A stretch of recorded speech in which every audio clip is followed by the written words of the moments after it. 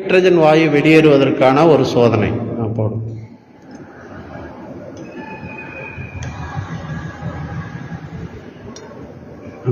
Hydrochloric acid dilute பண்ணிக்கங்க. அது கொஞ்சம் தண்ணி சேர்த்துக்கிறோம். கொஞ்சோண்டு தண்ணி சேர்த்துக்கிறோம்.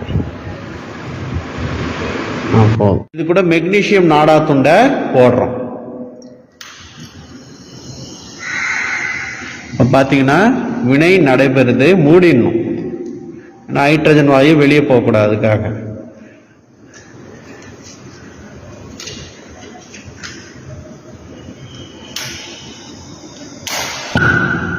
சவுண்டு கேட்ஸ் பார்த்தீங்களா?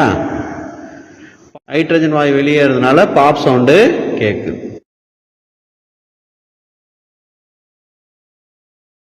அனைவருக்கும் வணக்கம். நீர் மின்சாரத்தை கடத்தும் தெரியும். அதுக்காக ஒரு சோதனை. பேட்டரி கனெக்ட் பண்ண ஒரு எல்இடி HW பேட்டரி, ஒரு ரெசிஸ்டன்ஸு, ஒரு பல்பு எல்லாம் பாசிட்டிவோட கனெக்ட் பண்ணி பாருங்க. லைட்டு எரியுது. இப்போ இது தண்ணியில் வைக்கிற என்ன நடக்குதுன்னு பார்ப்போம். தண்ணியில் வச்ச உடனே தண்ணி மின்சாரத்தை கடத்துகிறது. அதனால என்ன பண்ணுது? பல்பு எரியுது. இந்த தண்ணியில உப்பை கரைக்கிற என்ன நடக்குதுன்னு பார்ப்போம். நிறைய இன்னும் கொஞ்சம் பாருங்க.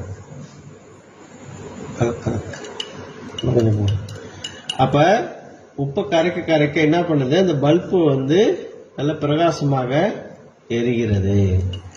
அப்ப பாருங்க. அப்ப கடத்தும் திறன், உப்பு கரைய கரைய அதனுடைய மின்சாரத்தை கடத்தும் திறன் அதிகரிக்கிறது. சரிங்களா? இது போன்ற சோதனையை பார்க்க என் சேனலை சப்ஸ்கிரைப் பண்ணீங்க. தேங்க்யூ.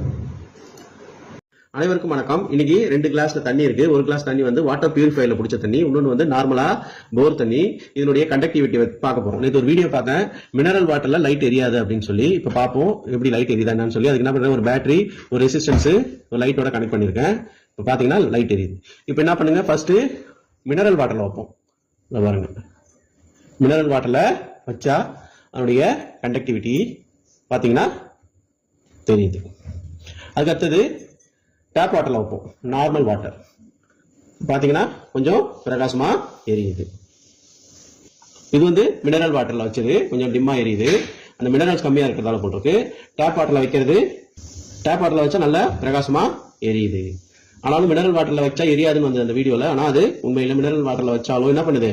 அந்த கண்டக்டிவிட்டி இருக்குது. இது போன்ற சோதனை பார்க்க என்னுடைய சேனலை சப்ஸ்கிரைப் பண்ணீங்க. ஏதாவது சந்தேகம்னா கமெண்ட்ல கொஸ்டின் கேளுங்க. தேங்க்யூ.